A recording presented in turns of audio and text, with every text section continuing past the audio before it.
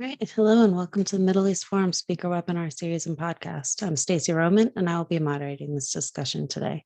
We're pleased to have Todd Bensman, a writing fellow here at the Middle East Forum and Senior National Security Fellow at the Center for Immigration Studies, join us to discuss Jihadis Infiltrate, Texas. Mr. Bensman will speak for 15 minutes and open it up for questions. Should you wish to ask a question, please use the Q&A box located at the bottom of your screen to type your question. And with that, I will turn the discussion over to Mr. Todd Bensman. Okay, well, first of all, I appreciate you having me, and we'll try to put a lot of information into a short span of time and open it for questioning. This is by nature a controversial border topic. People on different sides of the aisle disagree as to whether it's even an issue, but it is an issue. We do have mass migration happening now at the southern border to an extent that the United States has never before experienced. And most of those people who are coming are going to be Central Americans and Mexicans, but probably the largest percentage that we've ever seen come to the border are not from Central America or Mexico. They're from all over the world. Maybe 130, 140 different countries, including all of those countries in the Middle East and North Africa and South Asia that we note are associated with terrorist organization activity and with extremist ideology permeating through all of their institutions of government and education, et cetera. And so we do have an increased number of people, migrants coming to the southern border from those countries right now, to the tune of about 30% are not Central Americans and Mexicans. They're from all over the rest of the world. What we know about the threat issue is limited because most of that is in the classified realms. It's in law enforcement sensitive places and confidential and protected, but we were lucky to have glimpses that tell us who's coming and what relative kind of threat level that they present, especially in the context of a crisis of this magnitude where we've had close to probably close to 3 million now immigrants actually attempt to cross the border just since Joe Biden took office. I draw your attention to the former Chief Border Patrol agent Rodney Scott. In a very recent public conference, he revealed that in his last year in office under Trump, that he knows of 14 migrants who were already on the FBI's terrorism watch list, reached the southern border, and were apprehended. That is probably not taking into account a number of other migrants who would have been on the terror watch list or maybe even should have been on the terror watch list, who were apprehended by Mexico, in Mexico, or even in Costa Rica, Panama, and Colombia on the trails coming through. It's a very long trail that reaches all the way into South America, which is where they first arrive and then start making their way north. We don't know a whole lot about the 14 that Scott talked about, but we do know something about some of them. And I've done my best to report what I can about those. Most recently, for example, we saw a Lebanese-born Venezuelan cross from Matamoros to Brownsville, Texas, swam the Rio Grande, and was apprehended and claimed asylum. And typically what happens in that case is the FBI is called in when they hit on the FBI's terrorism watch list, as this individual did. That individual, though, after the FBI assessed his relative threat as high enough that they thought he warranted continued detention, They thought he was a flight risk.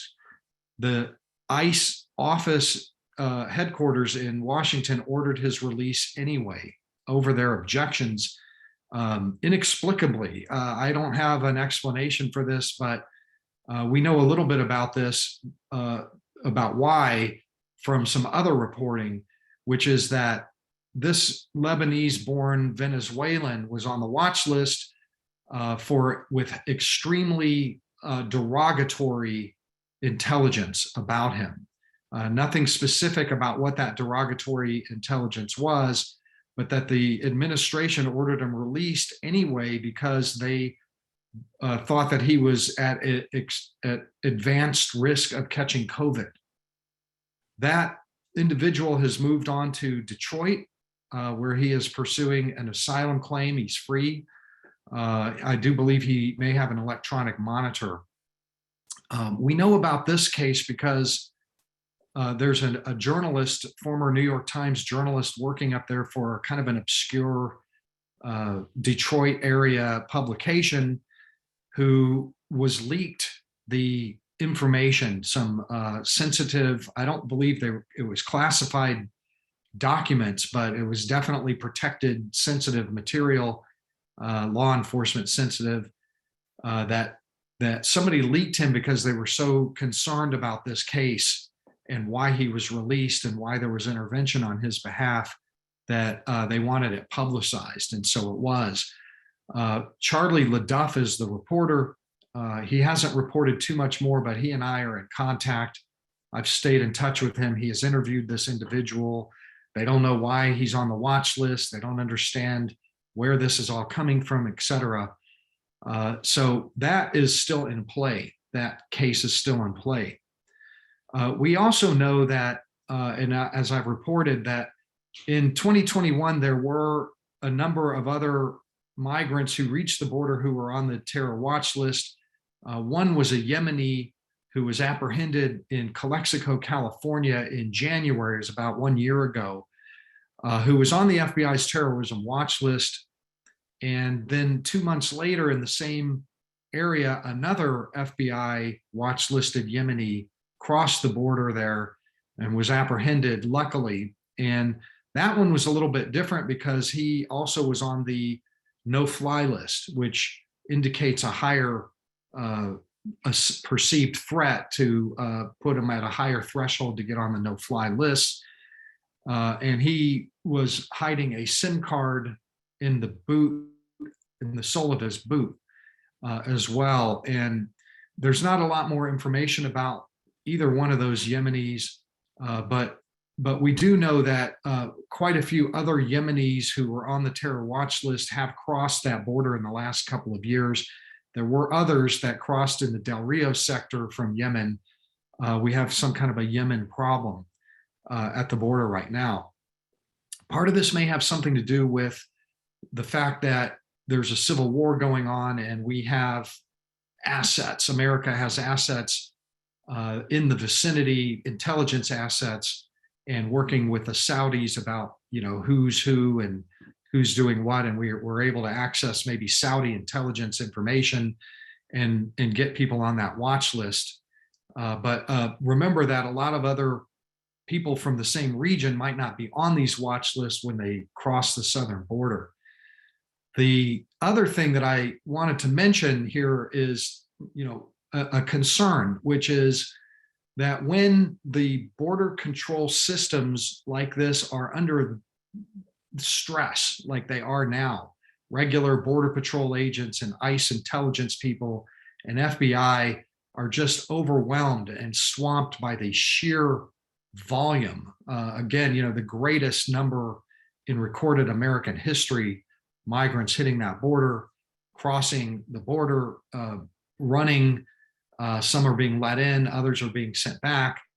And it's just as crazy on the Mexican side as well. I've spent a lot of time in Mexico interviewing migrants and officials down there, and it's just as crazy there. And when you have that kind of swamping, overwhelming, you know, collapse, frankly, of regular Border Patrol and intelligence systems, then I believe that the threat level rises, that it's more elevated, that things happen like the Venezuelan Lebanese release. That normally would never have happened. The systems that are in place require that when we catch somebody on the FBI's terror watch list, we deport them. We get as much as we can from them, but then we will remove them to other countries where they are either released or they go into custody of local authorities. That didn't happen in this case, which indicates to me that something is really wrong. ICE and the FBI, nobody is talking about this case or the leak of those documents to Charlie LaDuff. But there was another case that also happened recently, but this one was on the Mexican side, that gives me pause and really makes me concerned and has me kind of crossing my fingers, frankly, is that a Yemeni was apprehended down there actually on the northern border with Texas in the Mexican town of Piedras Negras in April of 2021. So a little bit less than a year ago. And we work very closely, our American counterparts in the Mexican or intelligence agencies, the FBI, work very closely with the Mexicans so that they can run the databases through us, and then we can tell them that they've got a hit. Well, that happened in April. And normally, we will interview those people in Mexican detention. We'll spend time, we'll pull whatever intel, we'll assess how dangerous they are, and then we'll ask the Mexicans to deport. They did. They deported that Yemeni in June, or I'm sorry, in April, the same month. But the Mexican officials that went with him on the flight back to Yemen left him in a European transit country and came back to Mexico, and the Yemeni just got off the plane and returned to Mexico, where they caught him yet again in northern Mexico in July last summer. And this time they kept him in detention, a very, very crowded. July was probably the busiest month on any record for immigration through Mexico and reaching our southern border. But that particular Yemeni was held for a while, and then they just let him go into the country of Mexico with the honor system requirement that he self-report voluntarily to Mexican immigration once a week. You can imagine what happened then. He never showed up again, and Be on the Lookout went out to American intelligence and border patrol agents in the Del Rio sector that this Yemeni on the watch list was free and running around, and to be on the lookout for him. That's how I know about this case. I wrote about this case because that bolo was shared with me, and all of that information is in there. I don't have an update. I don't know if they ever caught him, if he got through. There are a lot of runners coming through, and this just sort of underscores my concern about what's happening at the border, that something like that happened in Mexico would never have happened. They would have deported that guy again and made sure this time he got all the way to Yemen, preferably with the Saudis, not the Houthis, and that something is awry down there, and probably will continue to be awry as we go forward. I don't believe that the risk of terror attack prior to this was really elevated. We have these programs, I write about it at length in America's Covert Border War, that have done a really good job normally in normal times of catching probably about 20 people on the FBI's terrorism watch list a year, either on the trails coming in or at the southern border. That's a pretty good, that's good that they catch them and they deport most of them, either from Mexico or from our own detention facilities after we're finished with them. And that's sort of the way we deal with that. But I'm hearing that our normal processes are not being carried out anymore. I still have intelligence sources, people who are in the community, one of whom told me recently that that our intelligence cadre that we had in southern Mexico since the Obama administration, really the late second term of the Obama administration, where we were interviewing migrants from the Middle East that were coming into southern Mexico before they could get any further. We did hundreds and hundreds, if not thousands, of interviews in those detention facilities, Mexican down there.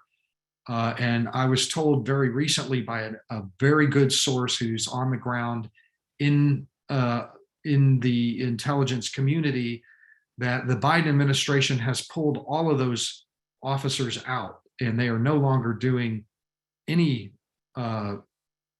interviews inside Mexico. And I'm hearing similar reports about our presence in Panama, which is another very important bottleneck spot where migrants from those Middle Eastern places are coming through on their way here. So with that, I didn't keep track, but I think I'm at about 15 minutes here, and I can be happy to take any kind of questions.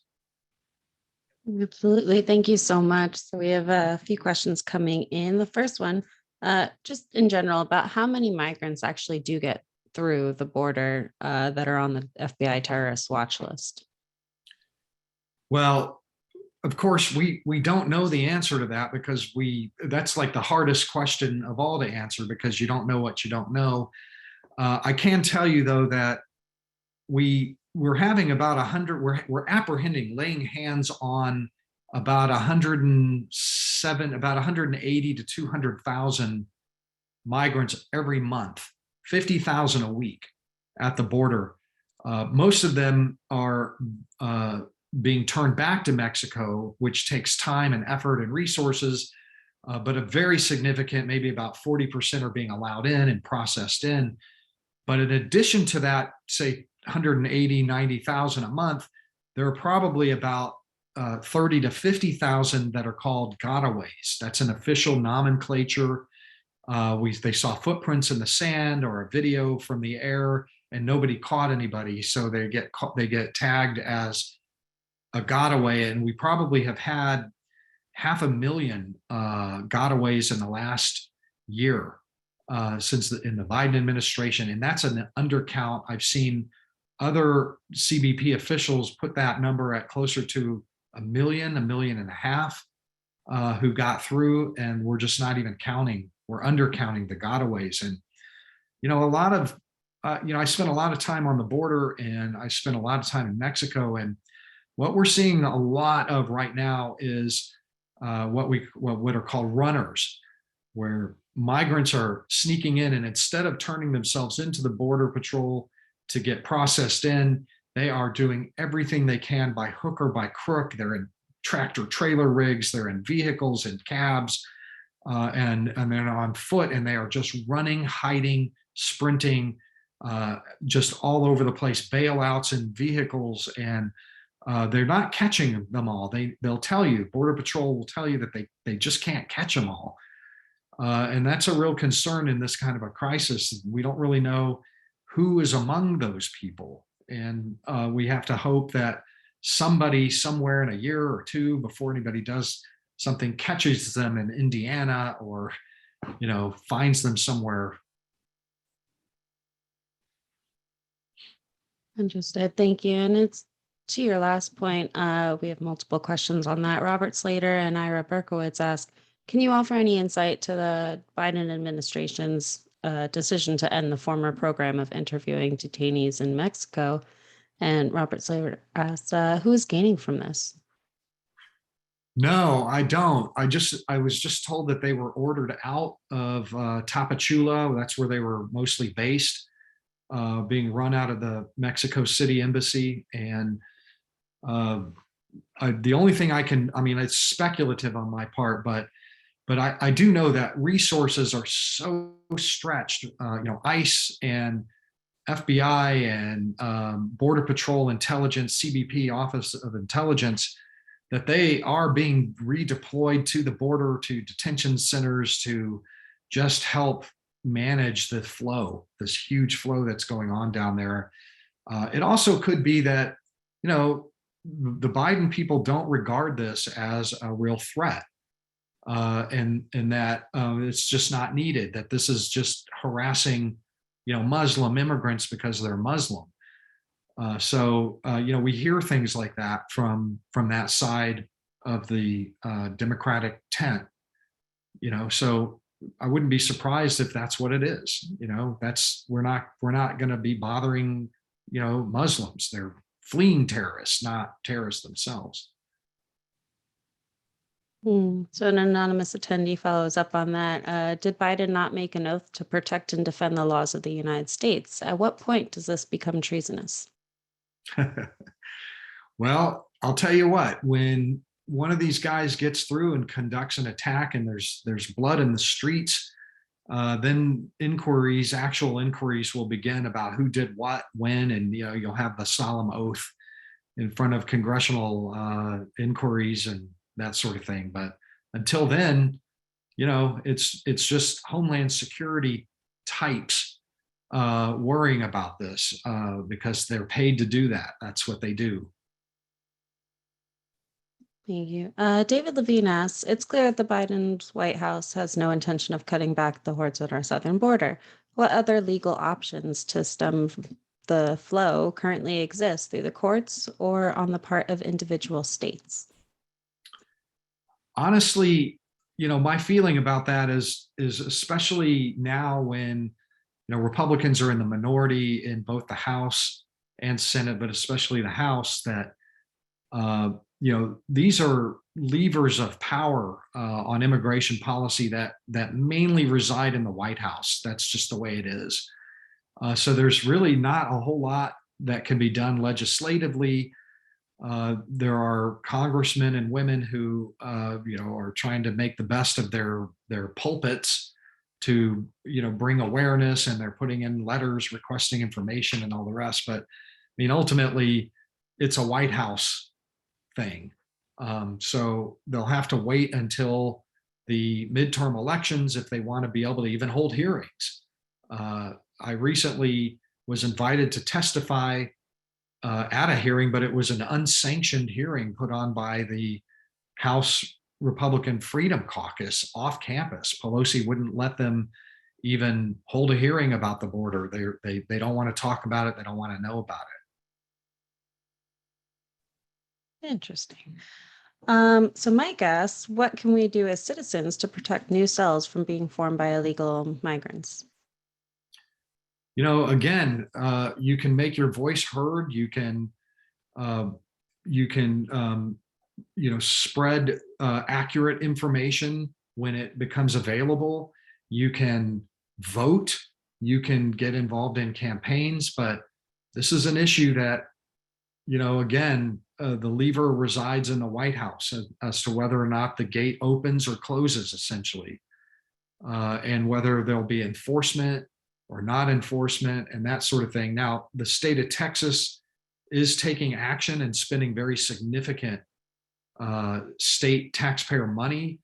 But in terms of halting illegal immigration, the flow, very limited because you can't really, or they just decided that they can't apprehend illegal immigrants in Texas and bring them to the Mexicans because they perceive that they don't have the authority to bring them to the Mexicans. Only the federal government can have a diplomatic relationship with the Mexicans. You'd have to somehow get past CBP's bridge controls. So that's an issue. But what the State Department of Public Safety is doing is, they're getting creative. They are bringing National Guard in and DPS in force, troopers and onto private land, and they're arresting immigrants for trespassing and bringing charges, state trespassing charges, and putting them through prosecution, which is not good for your future asylum claim. But again, it's limited to private lands where the landowners have agreed. They're building kind of a steel fence down there with state money. They're doing what they can, and they're chasing down a lot of drug traffickers and grabbing a lot of drugs, which is something that's really important as Border Patrol is transferred to Walmart welcoming duty elsewhere. So we've spoken about the Biden administration and the role there, but you also mentioned that the Venezuelan that crossed was released due to COVID. How has COVID had an effect on this process? Well, the administration feels like it can only, that it has to reduce detention facility capacity in order to protect for COVID, and also to keep those people that they do detain, which is, by the way, a very, very reduced number anyway, that they keep those people protected from catching COVID. So there's a lot of very quick releases. They're moving them through very quickly, the ones that are even detained.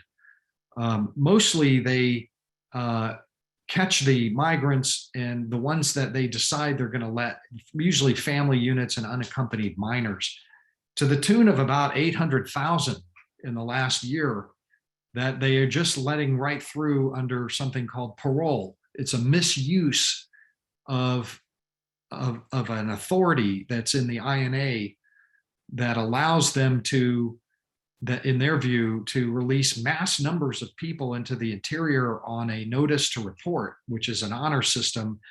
Pick your city that you want to go to. We'll help you get on the buses, and we'll have nonprofits help you get on airplanes. And you can go anywhere in the United States you want. Just self-report to the nearest immigration center when you get around to it, sometime in the next year. And so, hundreds of thousands of people are being very swiftly moved through from river to city across the country by bus, plane, airplane, everything. So there's not a huge need for detention facilities. The Middle Easterners and Bangladeshis and people from Muslim majority countries, I am hoping that they are at least detaining them so that they can be put through the normal national security paces that I describe in my book, America's Covert Border War, to at least get to a square one about who they are and whether they're going to flag on a watch list or something like that. But I honestly not even sure that that's happening anymore. We just had 5 Syrians apprehended. We've had Afghans caught. Afghanis are coming all the way through South America, and they're reaching California, Texas, and they're coming through too. And they just say, my name is Mickey Mouse and I claim asylum. And, we have to start from scratch. We don't know who these people are. That's a problem. Absolutely. And for our viewers, we do have a link to Mr. Bensman's book in the invitation that went out. Ira Berkowitz asks, is it known if any of the released detainees from Middle East, North Africa have been known to rendezvous and congregate within the United States once they're here? I mean, over the years, we've had a number of prosecutions of Somalis and Lebanese, especially Somalis, on terrorism charges. And we had one Somali cross through California and make his way to Edmonton, Alberta, Canada, and conduct a multiple vehicle ramming attack carrying an ISIS flag in 2017. We know that there are communities of Somalis. We've had Somalis, who were clear cut associated with al-Shabaab. They fought with al-Shabaab, the terrorist organization that's controls territory in Somalia, and also roams significantly in the refugee camps in Kenya. But to the extent that they congregated, we can only assume that Somali diaspora communities were working with some of those Somalis that were apprehended. I can think of one named Fidsi, another one named Dakani. I've written about these cases quite a bit, who were bona fide terrorists and were prosecuted for asylum fraud and obstructing terrorism investigations. And, you know, they gain support, and they communicate with people in the Somali diaspora here. They did. And another one was a Lebanese by the name of Korani. This one's a little bit dated. It was from the mid 2000s, and they drove him over the California border in the trunk of a car, and he was a Hezbollah operative, full on. His whole family was high-ranking Lebanese Hezbollah officials, and they sent him in trained to collect intelligence and explosives and cash. And they luckily were able to apprehend him and prosecute him. He spent 4 or 5 years in federal prison, and they deported him. And he was very involved in the Dearborn community of other Lebanese there. Well, unfortunately, we've reached the end of our webinar. Could you please let our viewers know where we can find some more of your work? Sure. Well, all of my work is on my personal website, which is toddbensman.com. But you can also find a lot of my immigration work at Center for Immigration Studies, which is CIS.org. Just look under my name on the site, and you'll find all my writings going back 3.5 years or so. I'm also on Getter social media, T Bensman at Getter, and Bensman Todd on Twitter, if anybody wants to look there. Wonderful. Thank you so much. So we've come to the close of our webinar. Thank you again, Mr. Bensman, for joining us today. You're welcome. Thank you. Thanks. For our viewers, please join us Wednesday at 3 p.m. Eastern for an update with Ashley Perry. Thank you all for joining us, and I hope you have a wonderful day.